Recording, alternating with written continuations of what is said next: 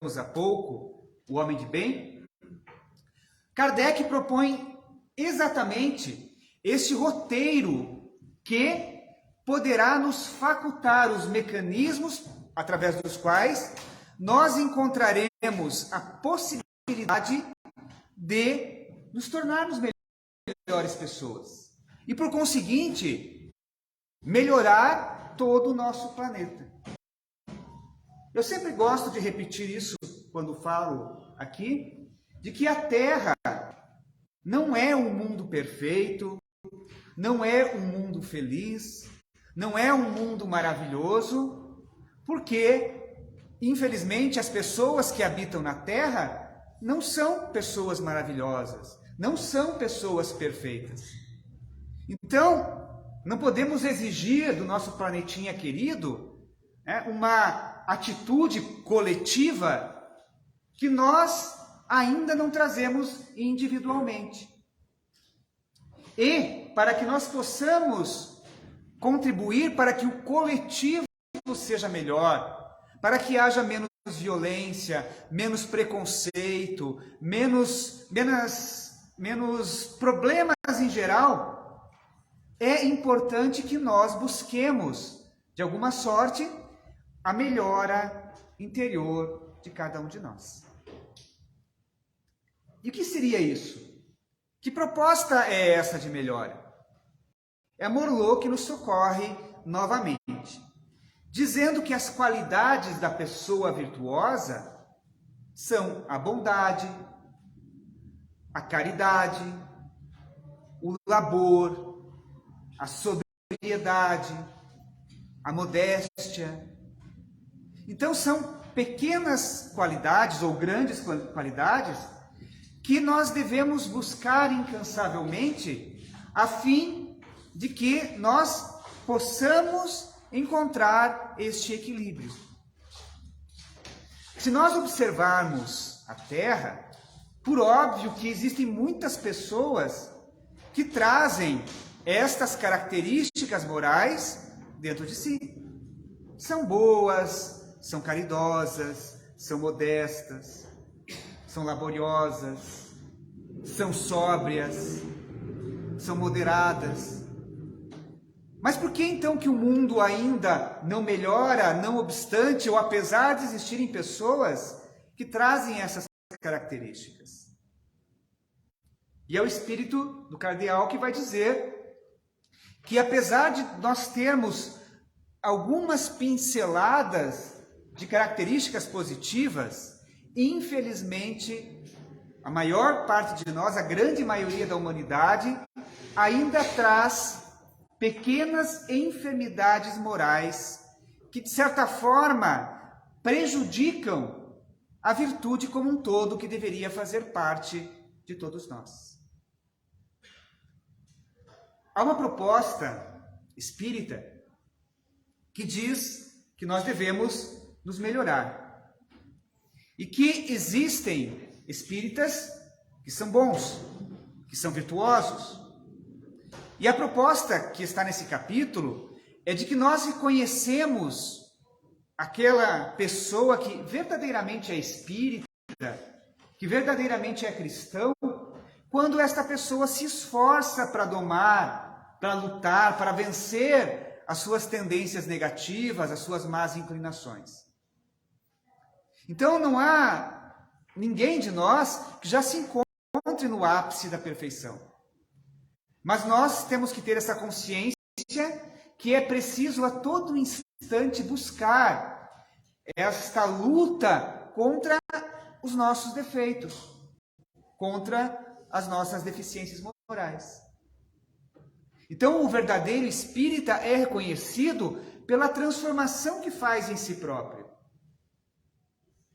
que aproveita esta encarnação para sair daqui, quem sabe daqui a alguns anos, melhor do que quando chegou.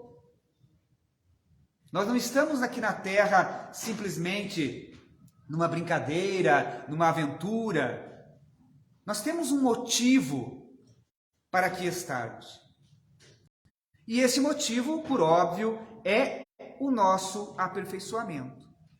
Sendo assim, estas manchas que atrapalham o nosso currículo espiritual, como brincou, acho que foi a Sandra na conferência, o currículo espiritualis, são pequenas nódoas que nos afastam da perfeição. Porque nós somos bons, mas talvez não tão bons. Nós somos caridosos, mas quem sabe não tão caridosos. Nós somos laboriosos, ninguém aqui foge do trabalho. Mas talvez não tão entusiasmados quanto deveríamos ser. Porque cá entre nós, né? Não há nada melhor que um descanso no fim de semana.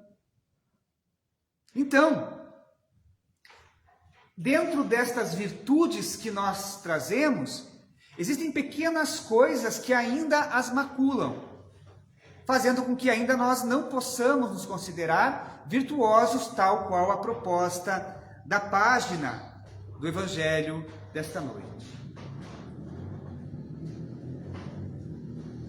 Morlot vai dizer assim, que não é virtuoso aquele que faz ostentação da sua virtude, porque lhe falta a qualidade principal, a modéstia, e que tem, por conseguinte, o maior vício de todos, que é o orgulho.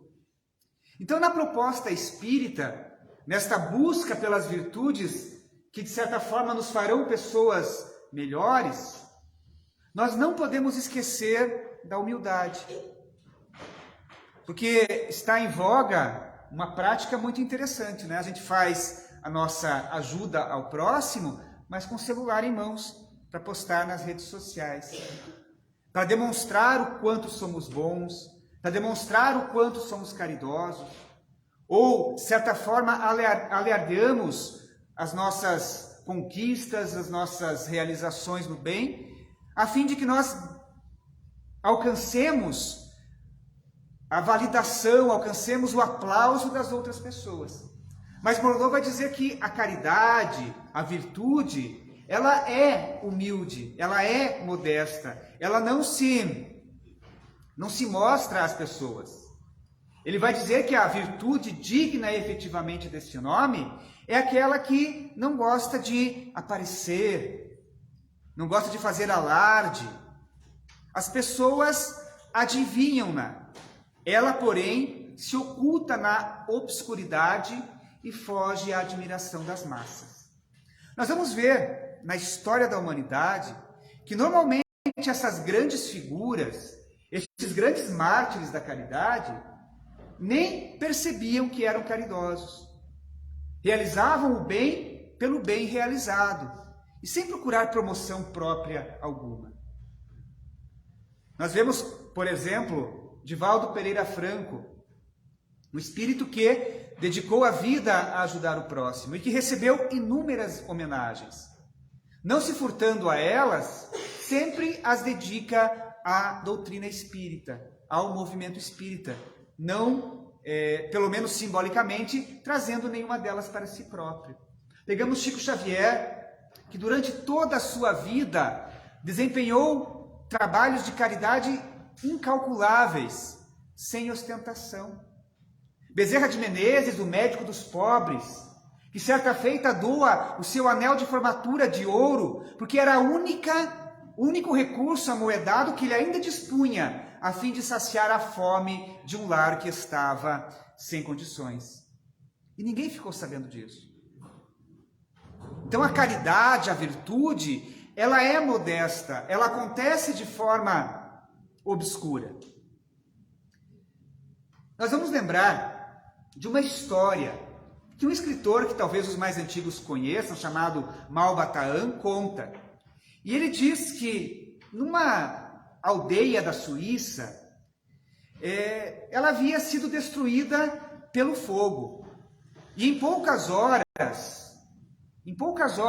todas as casinhas daquela aldeia pitoresca haviam sido queimadas, devoradas pelas chamas. E tudo que tinha ali ficou reduzido a escombros. Então, passado este furor, esta grande balbúrdia que foi aquele incêndio, todo mundo tentando resolver, apagar, porque não havia nem corpo de bombeiros, era uma vila pequena. Então, passado esse momento de euforia, um dos aldeães começa a procurar desesperadamente pelo seu filho. Ficou tomado de um grande desespero, porque a sua casa havia sido destruída, todos os seus pertences, não tinha mais roupa, não tinha mais móveis, tudo estava no chão. E além disso, aquela que era a provedora do sustento da casa, que era uma vaca leiteira, também tinha sumido. E depois de constatar tudo isso, ele deu conta que o filhinho amado não estava perto dele. Então, o homem, coitado, se pôs a chorar. E não existia, pense em uma situação dessa, né?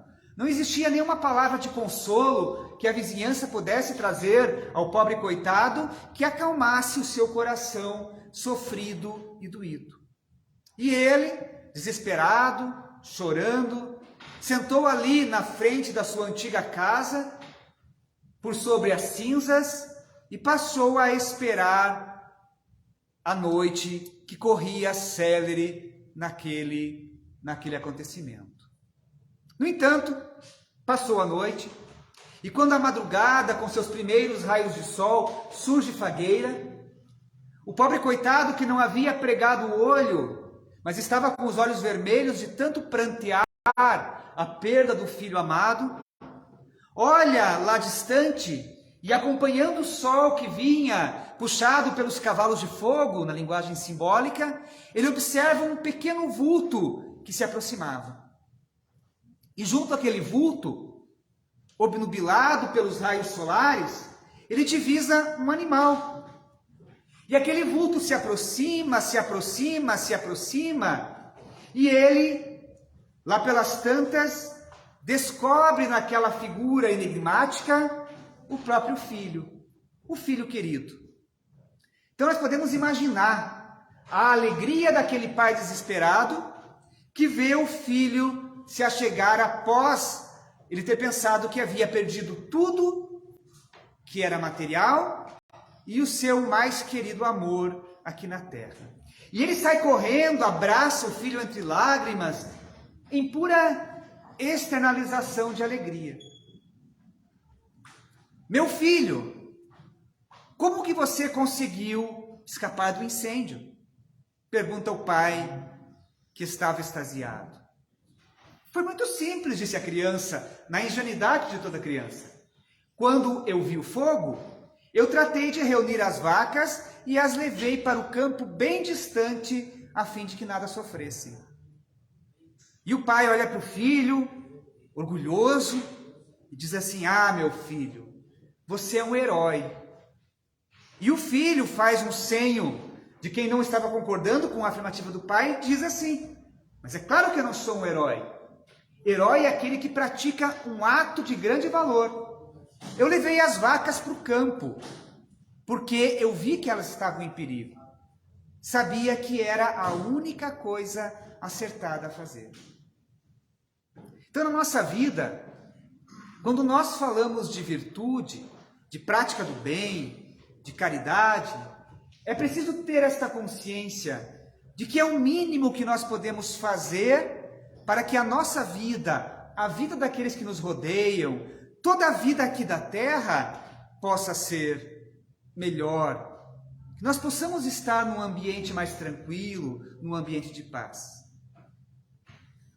Semana passada, nós falamos da parábola do semeador e sobre o dever. Então, todos nós temos um dever a ser realizado. E esse dever diz exatamente em relação ao próximo, em relação às pessoas que estão conosco. É preciso que nós façamos o máximo que esteja ao nosso alcance para praticar o bem, para ajudar o próximo, para dar aquilo que nós podemos dar em favor daqueles que conosco convivem. E este bem, ele deve ser feito sem se esperar elogios, sem se esperar reconhecimento, fazendo o bem pelo bem. Fazendo o bem porque é bom fazer o bem. Morlot vai dizer assim, que estes homens, e ele cita alguns exemplos, de bem, ignoravam que fossem virtuosos. Eles caminhavam ao sabor das suas inspirações e praticavam este bem com desinteresse completo e esqueciam de si próprios. Vamos lembrar, por exemplo, de Irmã Dulce. Tem inclusive um filme que traz a biografia deste grande vulto da humanidade aqui no Brasil.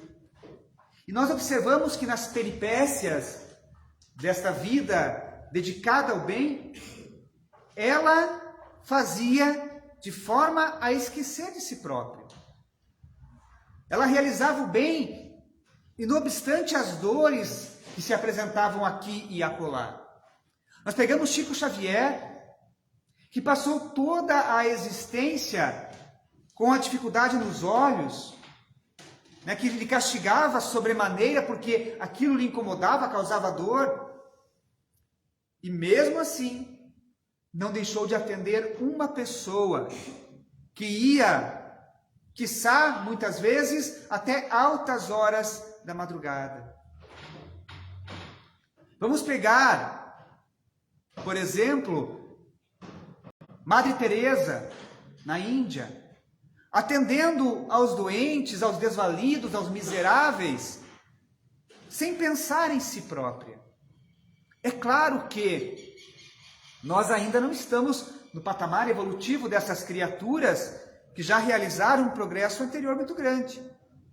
Mas cabe a cada um de nós exercer esta possibilidade de realizar o bem nas pequenas coisas do dia a dia, fazendo o que nos cabe, o nosso dever, sem exigir retribuição.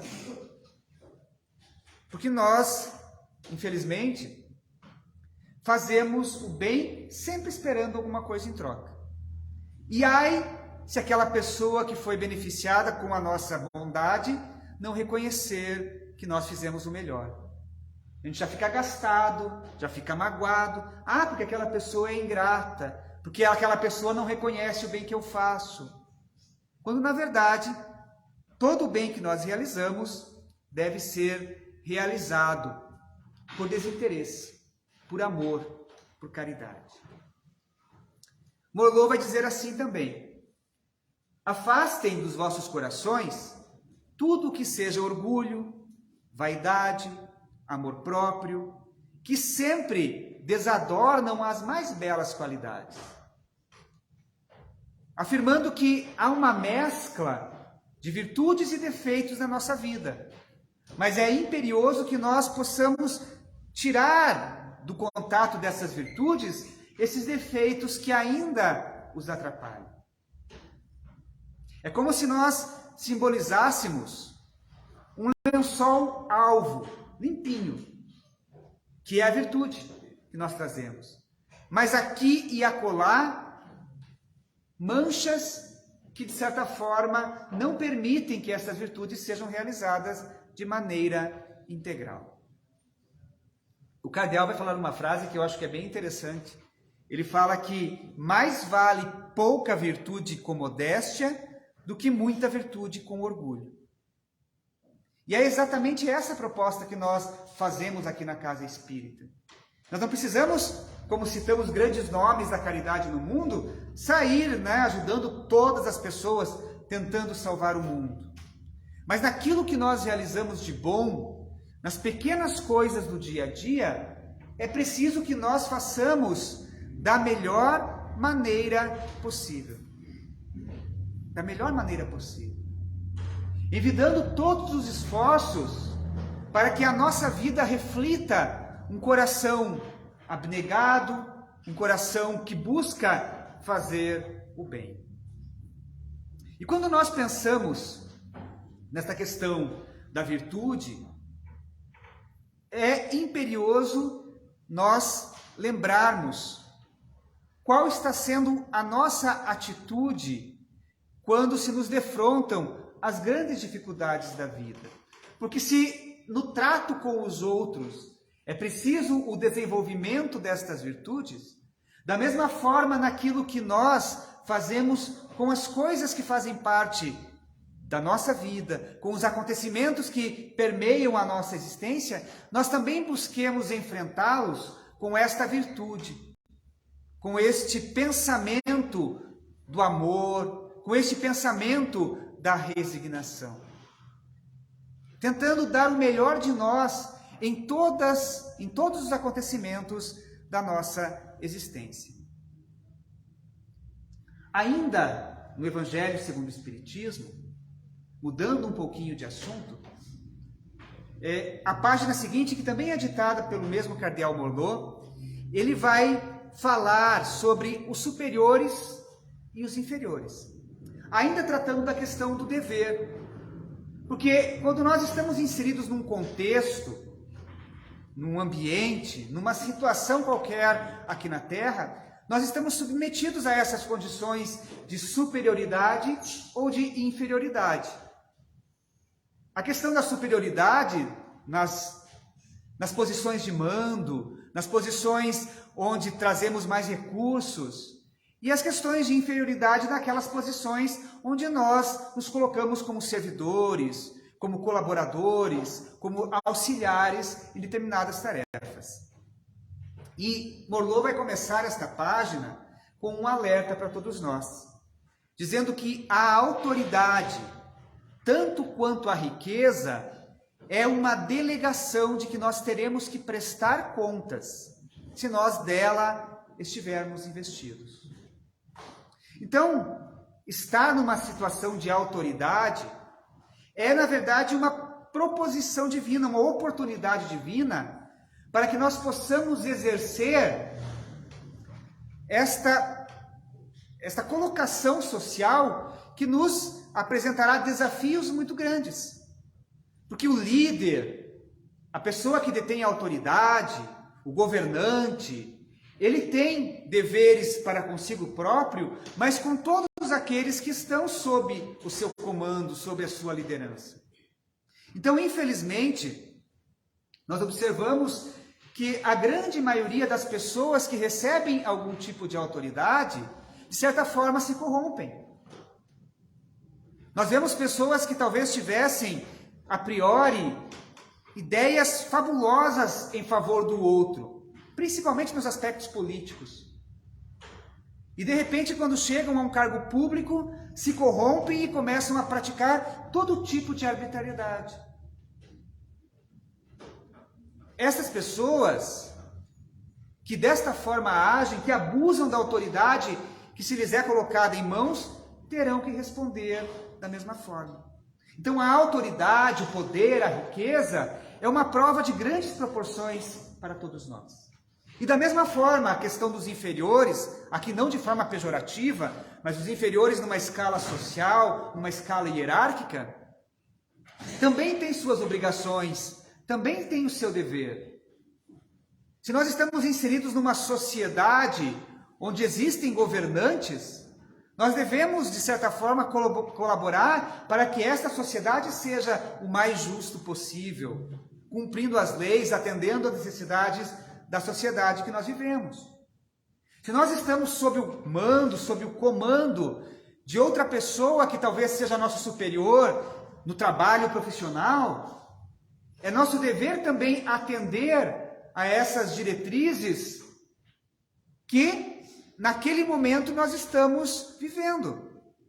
Porque o verdadeiro espírito, o verdadeiro cristão, compreende que ora nós estamos numa posição, ora estamos noutra. E é preciso, ligando com a questão da virtude, realizar o melhor de nós, independente da posição que nós estejamos naquele momento. Seja numa posição superior, hierarquicamente falando, ou inferior. Então o Espiritismo ele é muito claro nesta questão do dever. Do dever que nos cabe a todo instante. Nós temos deveres variados. Deveres para com nossa família, deveres para com as instituições que nós frequentamos, a casa espírita é um caso, é um exemplo. Deveres para com as questões profissionais nas quais estamos inseridos, com as questões acadêmicas que nós estamos vivendo. Nós temos deveres para com o núcleo familiar no qual estamos inseridos. Porque é muito interessante, nós seres humanos, nós fazemos a todo instante a exigência de que nossos direitos sejam respeitados. E não há nada errado com isso. Devem ser respeitados. Mas quando se trata de dever, nós acabamos esquecendo que nós temos deveres impostergáveis para com a sociedade, para com as pessoas que nós convivemos, para com as pessoas que estão junto conosco, em todos os lances da nossa existência. E a prática do dever é esta prática que coloca o próximo em primeiro lugar, compreendendo que nós temos que realizar o melhor, colocar em ação todas as nossas virtudes, a fim de que este dever possa ser efetivamente cumprido. Eu tive que resumir bastante, gente, porque é muita coisa, tá? Mas eu deixo como dica de leitura esses dois itens do capítulo 17 do Evangelho segundo o Espiritismo, o item 8, que fala da virtude, e o item 9, que fala dos superiores e inferiores. Quem sabe a gente está um pouquinho ansioso hoje, está um pouquinho com dificuldade, antes de dormir faz uma leitura. Ajuda, inclusive, no processo do sono. Então fica aí o convite para a leitura desses dois itens do Evangelho segundo o Espiritismo. Não vai dar 10 minutos de leitura, é bem rapidinho. E nós vamos agora nos direcionar à atividade do passe.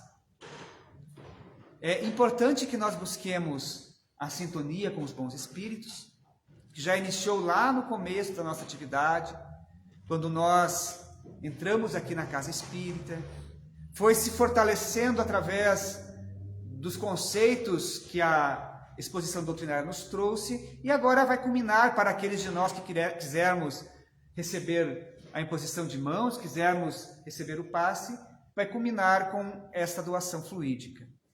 E para isto nós pedimos o apoio, o amparo da espiritualidade, que ela possa encontrar em nós nossas maiores necessidades e, de certa forma, permitir aos espíritos que, através dos médiuns, nós possamos receber a energia que nos ajudará nestas questões. Agradecemos de coração a oportunidade que Deus nos deu de aqui estarmos. Agradecemos infinitamente aos espíritos bons que estão aqui conosco. E queremos, de alguma sorte, rogar, mais uma vez, que por acréscimo da misericórdia de Deus, possam a espiritualidade maior nos acompanhar no retorno aos nossos lares. Desta forma, encerramos a atividade de palestra pública, permanecemos em prece enquanto aguardamos o passe e rogamos que Jesus, uma vez mais, nos abençoe.